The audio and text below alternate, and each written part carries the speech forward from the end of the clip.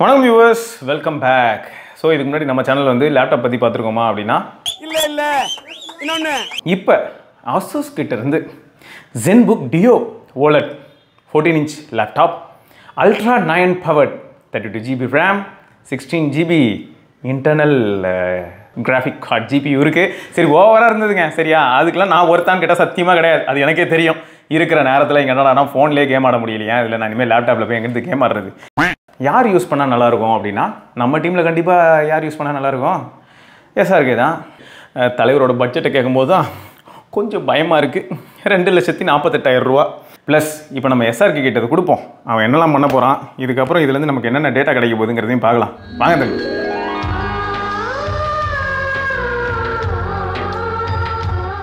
ரொம்ப நாள் ஆசை. 1 week later. ஓகே, ஸோ நம்ம SRK திரும்ப வந்திருக்கான். அண்ட் இப்போ என்ன ஆச்சுன்னா, அந்த லேப்டாப் பற்றி அவன்கிட்ட கேட்டு தெரிஞ்சுக்கலான்னு சொல்லி தான். எப்படி இருந்தது அந்த ZenBook Duo OLED dual display? நான் ப்ரைஸ் இந்த இடத்துல மென்ஷன் பண்ண விரும்பலை. Good, super good. Super good இல்லையா? அதை ப்ரைஸை மென்ஷன் பண்ணலண்ணா. ப்ரைஸ் இல்லைண்ணா, ஆக்சுவலாக 2,48,000 அந்த மாதிரி பார்த்தேன். மேபி கார்டு ஆஃபர் அதெல்லாம் இருந்ததுன்னா 2,30,000 பின் பண்ணீங்கன்னா அவ்வளோ கீ ஒன்றும் இல்லை, அப்படிதான் சொல்லணும். ஆமாம், இது வந்து ஆக்சுவலாக அந்த எனக்கு எப்படி ஃபீல் ஆச்சுன்னா, இந்த ப்ராடக்ட்டை பார்த்ததுமே இது வந்து நம்மள மாதிரி ஜென்ரல் ஆடியன்ஸ்க்கானா இல்லைங்க. இது ஆக்சுவலாக எலைட் பீப்புளுக்கு கரெக்டாக இருக்கும் அப்படின்னு தான் தோணுது. இவ்வளோ ஹேண்டியாக லைட் வெயிட் மாதிரியான ஒரு ஃபீல் இல்லை. வெயிட் வந்து 1.64 kg. போஸ் நாய்க்குட்டியோட வணக்கம் வியூவர்ஸ். சரியான ஃபீல் பார்க்கலாமா? Hello hello hello hello. Ports USB 3.2 ஒன்று, Type C 2. அந்த Type C தான் ஈவன் சார்ஜிங்க்கும் அதே தான். HDMI 2.1, 3.5mm ஜாக் இருக்குது. Charger 65 watts.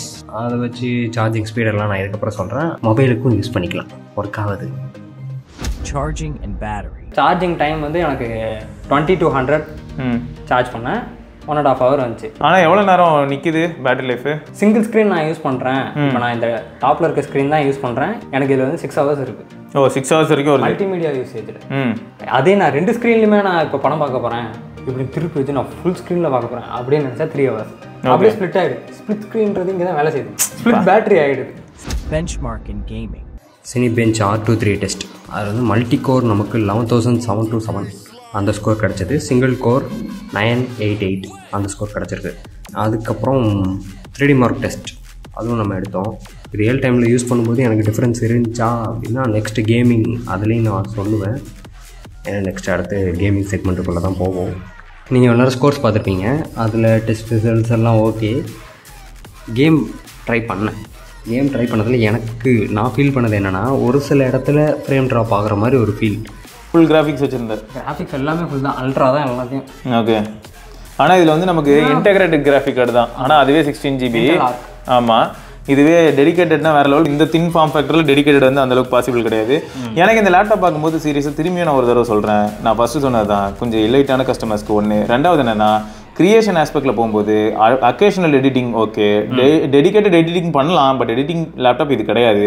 என்னென்னா முக்கியமாக சொல்லணும்னா, இப்போது பிளாக் ரைட்டர்ஸ்லாம் இருக்காங்கல்ல, அவங்களுக்கு சூப்பராக இருக்கும். ஏன்னா ஒரிஜினல் மெயிலோ இல்லாட்டி ஒரிஜினல் ஸ்டோரி அந்த டிஸ்பிளேல வச்சுட்டு இந்த டிஸ்பிளேல அவங்க வந்து அதை ரெஃபர் பண்ணி கண்டென்ட் அடிக்கலாம். ஸோ இந்த மாதிரியான சுச்சுவேஷனுக்குலாம் பார்த்தீங்கன்னா சூப்பராக இருக்கும். Editing. மோஸ்ட்டாக யூஸ் பண்ண சாஃப்ட்வேர்ஸ் எல்லாம் Premiere Pro, After Effects, Photoshop, illustration, இந்த சாஃப்ட்வேர்ஸ் தான் மோஸ்ட்டாக யூஸ் பண்ணேன். இதில் எந்த சாஃப்ட்வேருமே லேக் ஆகலை, எப்பயும் கிராஷ் ஆகலை. ஒரு 7 days கிட்ட, August 15 வரைக்கும் நான் அந்த லேப்டாப்பில் தான் எடிட் பண்ணேன். ஓகே, ரெண்டரிங் எடிட்டிங் வைஸ் எனக்கு ரொம்பவே யூஸ்ஃபுல்லாக இருந்துச்சு. ஏன்னா டுவல் மானிட்டர் வச்சு எடிட் பண்ணுறேன். ஆர்எல்ஸ் கேமிங்க்கு கூட டுவல் மானிட்டர்ஸ் யூஸ் பண்ணுவாங்க. கேமிங்கில் இது கொஞ்சம் பிரச்சனை தான், ஏன்னா நடுவில் அந்த பெசில் இருக்கும். அதனால் கேமிங்க்கு அந்தளவுக்கு டுவல் ஸ்க்ரீன் யூஸ் பண்ணலாம் அப்படின்னு என்னால் சொல்ல முடியாது. பட் எடிட்டிங்க்கு சூப்பர். ரெண்டர் டெஸ்ட்டும் ஈவன் நம்ம ரன் பண்ணி பார்க்கணும். அந்த ரெட்மி பேட் SC அந்த வீடியோ தான் நான் ரெண்டர் பண்ணி செக் பண்ணி பார்த்தது. வித்து சார்ஜரில் 6 minutes, வித்தவுட் சார்ஜரில் 6 minutes 30 செகண்ட் எக்ஸ்ட்ரா எடுத்துக்கிச்சு. Keyboard and pen. பட்டன்ஸுமே நல்லா கிளிக்கியாக இருக்குது. ட்ராக் பேடும் நல்லா பெருசாக வைடாக தான் இருக்குது. ப்ளூடூத்தோட ரெஸ்பான்ஸும் சூப்பராக தான் இருக்குது. பேக் லைட்டும் ப்ரொவைட் பண்ணியிருக்காங்க. பேக் லைட் வந்து ஒயிட் கலர் லைட்டு. பேட்ரி பேக்கமும் ஈவன் குட். நான் 4 hours கிட்டே யூஸ் பண்ணால் 100லேயே தான் இருந்துச்சு, அது இறங்கவே இல்லை. நம்ம மறுபடியும் லேப்டாப்லேயே அதை ப்ளேஸ் பண்ணிட்டோன்னா ஆட்டோமேட்டிக்காக மறுபடியும் சார்ஜ் ஏற ஆரம்பிச்சிடும். அதை தாண்டி ஈவன் கீபோர்ட்லேயுமே அடிஷ்னலாக டைப் சி இருக்குது.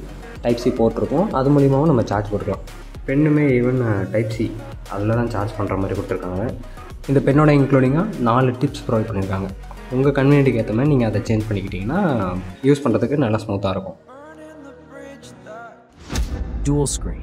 மேலே இருக்க பேனலாக இருக்கட்டும் இல்லை கீழே இருக்க பேனலாக இருக்கட்டும், ரெண்டுமே 60 ரெஃப்ரெஷ் ரேட் தான் OLED பேனல் கொடுத்துருக்காங்க. ஓகே. இந்த ஆப் தான் இந்த டுவல் ஸ்க்ரீனுக்கான ஆப் வந்து இது ஒன்று தான். ஓகே. அந்த ஆப்பில் போய் நம்ம ஓரியன்டேஷன் வேணால் லாக் பண்ணிக்கலாம். அப்புறம் இப்போ இந்த டிஸ்பிளே மட்டும் வேணும்னா ஆஃப் பண்ணிக்கலாம். அதே மாதிரி இப்போ நமக்கு வந்து 2 ஸ்க்ரீன் இருக்குது. அப்போ 2 ஸ்க்ரீனுக்குமே தனித்தனியாக நம்மளால் பிரைட்னஸும் கண்ட்ரோல் பண்ண முடியும். 2 டிஃப்ரெண்ட் ஸ்க்ரீனுக்குமே தனித்தனி பிரைட்னஸ் நம்மளால் வச்சுக்க முடியும். இது ஒரு நல்ல ஃபீச்சர் தான். அதே மாதிரி இப்போ கீழே வந்து ஒரு ஜெஸ்டர் இருக்கும். 5 ஃபிங்கர்ஸ் வச்சு மேலே மூவ் பண்ணோன்னா இன்டிஸ்பிளே கீபோர்டு வந்துடும். கீபோர்டும் இருக்கும், அதுலேயே அடிஷ்னலாக ட்ராக் பேடும் இருக்கும். ஈவன் நீங்கள் அது வேணும்னா எக்ஸ்பேண்ட் பண்ணிக்கலாம். ஸ்பெசிஃபிக்கான ஆப்பில் வந்து நம்ம இந்த 1 and 2 ரெண்டு மானிட்டர். ஓகே. அப்புறம் 1 and 1 இதில் எப்படின்னா நீங்கள் நான் ப்ரெசென்ட் பண்ணுறத இங்கே இருக்கவங்க அந்த சைடில், அதாவது இப்போ என் மடியில் ஒரு டிஸ்பிளே, அவங்க மடியில் ஒரு டிஸ்பிளே, ஆனால் ஆப்போசிட்டில் உட்காந்துப்போம். அதான் இது இந்த மாதிரி பர்பஸ்லாம் வந்து இவங்க தனியாக இதுக்காக ஒரு ஆப் வச்சு கொடுத்துருக்காங்க. அதுதான் இங்கே டாப்பில் போயிட்டான் அந்த பைவில் அந்த ஆப் தான் இது. ஓகே. சவுண்டுக்கு டால்பி அட்மாஸ்ன்னு போட்டிருந்தாங்க. ஆமாம். ஸோ டிஸ்பிளேக்கு டால்பி விஷனு, ஸ்பீக்கருக்கு டால்பி அட்மாஸு. சவுண்டுக்கெல்லாம் பஞ்சமே கிடையாது. Conclusion. இந்த மாதிரி வேணா நம்ம வச்சு ப்ளே பண்ணலாம். ஆனால் நடுவில் அந்த லைன் நல்லா சூப்பராக தெரியும். அது லைன்லாம் இல்லை, நடுவில் ஒரு பெரிய செவர் இருக்குது. ஆமாம், நடுவில் நல்லா பெரிய செவர் இருக்கும். ஏன்னா அந்த கேமில் நான் இப்படி தான் நினச்சேன். அப்போ நம்ம ஃபுல் ஸ்க்ரீனில் வச்சுட்டு இந்த ஒயர்லெஸ் கீபோர்டு வச்சு பண்ணலாமோ அப்படின்னு பார்த்தா இந்த லைனு தான் இருக்கு. லைன் இல்லை, ஆக்சுவலாக அது அந்த பெசல் ப்ராடாக இருக்குது. ஓகே. அந்த ஏரியாவில் தான் இருக்கு. இந்த ரீஜனில் மட்டும் கரெக்டாக இந்த பர்டிகுலர் ஏரியாவில் நல்லா ஹீட் இருந்துச்சு. மற்றபடி எனக்கு பெர்ஃபார்மன்ஸில் அதெல்லாம் கொஞ்சம் பெட்டராக இருந்துச்சுன்னு சொல்லலாம். ஆனால் ஹீட்டிங்காக தான் இந்த இடத்துல மட்டும் இருந்துச்சு நம்ம ஏசியில் யூஸ் பண்ணும்போது. இல்லை நார்மல் ரூமில் யூஸ் பண்ணும்போது கம்ப்ளீட்டாக இந்த ஏரியா வரைக்கும் நல்லா ஹீட் இருக்கும். ஓகே. இப்போ நான் இங்கே டச் பண்ணுறேன் அப்படின்னா எனக்கு அந்த ஹீட் வந்து கண்டிப்பாக ஃபீல் ஆகும் கையில். ஓகே. அந்தளவுக்கு ரொம்ப அப்படியே தீஞ்சு போகிற அளவுக்குலாம் இல்லை, ஹீட் ஃபீல் ஆகுது. ஒரு எக்ஸினாஸ் ப்ராசஸர் மாதிரி இருக்கு. டச் பண்ணும்போது அதான் ஒரு எக்ஸினாஸ் ப்ராசஸர் மாதிரி இருக்கு. கரெக்டா? ஓகே. ஸோ இது வந்து ஒரு வினோதமான லேப்டாப்புங்க. உண்மையை சொல்லணும்னா சரி, இது வந்து எல்லாருக்குமான லேப்டாப் கிடையாது. அதே சமயம் இதை வாங்குறவங்க ரொம்ப டிஃப்ரெண்ட்டாக நிறைய விஷயங்கள் எக்ஸ்ப்ளோர் பண்ணி என்ஜாய் பண்ணக்கூடிய ஒரு விஷயம் தான். இருந்தாலும் இன்னொன்று என்னென்னா, நீங்கள் மைண்டில் ஒன்று வச்சுக்கணும், இது அந்த செகண்ட் டிஸ்பிளே ஸ்க்ராச் ஆகிறதுக்கான பாசிபிலிட்டிஸ் ரொம்ப அதிகம். ஸோ கொஞ்சம் handle with care for sure required. அடுத்து என்னன்னா, ப்ராடக்ட் வந்து கண்டிப்பாக பர்ஃபார்ம் பண்ணணும். பட் பர்ஃபார்மன்ஸ் இருக்கலே டாப் நாச்சான்னு கேட்டிங்கன்னா அதுக்கான ப்ராடக்ட் இது கிடையாது. இது வந்து ஷோ கேஸ் அண்ட் ஷோ ஆஃப்க்கு வந்து டாப் நாச் ப்ராடக்ட் அப்படின்னு சொல்லணும். ஸோ அசோஸ் கிட்ட வந்து இது வந்து ஒரு டிஃப்ரெண்டான ப்ராடக்ட்டு. அவங்க வந்து ஃபர்ஸ்ட் டைம் ட்ரை பண்ணியிருக்காங்களா, இல்லாட்டி வந்து இதோட ஐட்ரேஷன் எப்படி இருக்க போகுது? இதுக்கு முன்னாடியே வந்து இங்கே ஒரு பேனல் மட்டும் இருக்கும், இந்த இடத்துல மட்டும் பாப் பண்ணிக்கிற மாதிரி ஒரு பேனலோட ஆக்சஸ் பண்ணாங்க. அங்கே வந்து இங்கே கீபோர்டு இருக்கும், இங்கே மட்டும் இப்படி பாப் பண்ணி ஒன்றும் இல்லை. நம்ம டச் பார் மேக் வந்து குட்டியாக வச்சுருந்தா இவங்க வந்து பெருசாக வச்சு டில் பண்ணி விட்டாங்க. அந்த மாதிரி இருக்கும். இப்போ அதே கொஞ்சம் வைடாக மேலே ஒரு ஸ்க்ரீன் கீழே ஒரு ஸ்க்ரீன் தான் ப்ரொவைட் பண்ணியிருக்காங்க. நான் இத்தனை நாள் யூஸ் பண்ணதில் எனக்கு எப்படி இருந்துச்சுன்னா ஒரு நியூ எக்ஸ்பீரியன்ஸ். பெர்ஃபார்மன்ஸில் எனக்கு எந்த ப்ராப்ளமும் இல்லை. சம்டைம்ஸ் வந்து ஜிபியூ இல்லை அப்படின்னு சொல்லி கிராஷ் ஆகுது. அது ஏன்னு தெரில. நான் ஒரு ரீஸ்டார்ட் பண்ணேன்னா பெட்டர், ரீஸ்டார்ட் பண்ணதுக்கப்புறம் நல்லா இருக்குது. அந்த மாதிரி ரொம்ப டைனியான ஒரு சின்ன பிரச்சனைங்க தான். மற்றபடி பெருசாக இது வந்து குறை சொல்கிற அளவுக்கு இல்லை. 2.5 லட்சத்துக்கு அப்படின்னு பார்க்கும்போது டவுட் தான். ஏன்னா 1.5 லட்சத்துக்கே இவங்ககிட்ட நல்ல பெர்ஃபார்மன்ஸ் ப்ராடக்ட்ஸ் லேப்டாப்ஸ்லாம் இருக்குது. சிஸ்டம்னு போனோன்னா 1 லேக்லேயே நம்ம தாறுமாறாக எடுத்துடலாம். Okay, that's it. So okay, இவ்வளோ நேரம் லேப்டாப் பற்றி பார்த்துருப்பீங்க. இந்த லேப்டாப் வந்து இந்த பட்ஜெட்டுக்கு ஒர்த்தா அப்படின்னு கேட்கும்போது அது எல்லா ஆடியன்ஸ்க்குமான ஒரு ப்ராடக்ட் கிடையாது அப்படிங்கிறத நாங்கள் ரொம்ப அழுத்தமாக சொல்லியிருப்போம். ஸோ அதை எப்பயுமே ஞாபகம் வச்சுக்கோங்க. அண்ட் இதில் முக்கியமான விஷயம் என்னென்னு பார்த்தீங்கன்னா, ஆசோஸ் கிட்டேயே நல்ல ஆப்ஷன்ஸ் இருக்குங்க. இப்போ அவங்க வெப்சைட் போய் பார்த்தா Asus ZenBook 14 OLED அப்படின்னு சொல்லிட்டு ஒரு மாடல் இருக்குது. அதில் Ultra 7 CPU யூஸ் பண்ணியிருக்காங்க. 16GB LPDDR5X RAM இருக்குது, 1TB PCIe SSD இருக்குது. ஸோ எப்படி தோணுது அப்படின்னு பார்த்தா, இது என்ன சிங்கிள் டிஸ்பிளே, அது டியூல் டிஸ்பிளே, அதில் டிட்டாச்சபிள் கீபோர்டு, இந்த மாதிரியான ஒரு சில ஆடான்ஸ் இருக்குது. ஸோ அதுக்கு நம்ம எவ்வளோ ஸ்பெண்ட் பண்ணுறோம் அப்படின்னு பார்த்தா, அதிலே டாப் டயர் போகும்போது இதுலேருந்து 1.25 லட்சம் எக்ஸ்ட்ரா ஸ்பெண்ட் பண்ணுறோம். அப்போ இதையே வாங்கிட்டு போயிடலாமே அப்படின்னு தான் தோணுது. ஏன்னா இவங்களில் நிறைய மாடல்ஸ் பார்க்க முடியுது. எல்லாமே மோஸ்ட்டாக வந்து பார்த்தீங்கன்னா 1 லேக்குக்கு மேலே போகும்போது ஏன் அரௌண்ட் 1 லேக்கே நீங்கள் நிறைய OLED மாடல்ஸ் பார்க்க முடியும். இவங்க இதில் இன்னும் ஹைலைட் என்னன்னா, அசோஸ்லேயே டெடிகேட்டடாக எனக்கு கேமிங் வேணும், கேமிங்கான லேப்டாப்ஸும் இருக்குது. அந்த கேமிங் லேப்டாப்ஸ்லேயே ஃபுல் HD பேனல் வேணுமா, இல்லாட்டி 4K பேனல் வேணுமா, இந்த OLEDலேயே 120 Hz வேணுமா, 60 Hz வேணுமா, 144 Hz வரைக்கும் வேணுமா. ஸோ இந்த மாதிரி நிறைய விஷயங்கள் இருக்குது. நீங்கள் அதையும் பார்த்து அதுக்கேற்ற மாதிரி நீங்கள் வாங்கிக்க முடியும்.